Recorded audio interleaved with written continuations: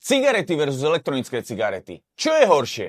Poďme na to. Cigarety spaľujú tabák, vzniká date, benzén, toluéno, oxid uholnatý, čiže stovky karcinogénov. Ale to všetci vieme. Mnohí si myslia, že elektronické cigarety sú bezpečnejšie, lenže tie vytvárajú chemický aerosol, ktorý je pre plúca rovnako toxický. Ale iným spôsobom. Pri zahrievaní likvidu vznikajú toxické zlúčeniny. Formaldehyd, potvrdený karcinogén. Acetaldehyd, pravdepodobný karcinogén. Akroleín poškodzuje DNA, ťažké kovy, nikel, olovo, kadmium a rozložené aromatické chemikálie. A toto všetko ide priamo do plúc. Jedna náplň môže obsahovať toľko nikotínu ako 20 až 30 cigariet. A to je problém. Cigaretu si zapálite párkrát za deň, ale elektronickú cigaretu používate celý deň. A hovorím to z vlastnej skúsenosti, pretože som fajčil aj používal elektronické cigarety. A za mňa je elektronická horšia.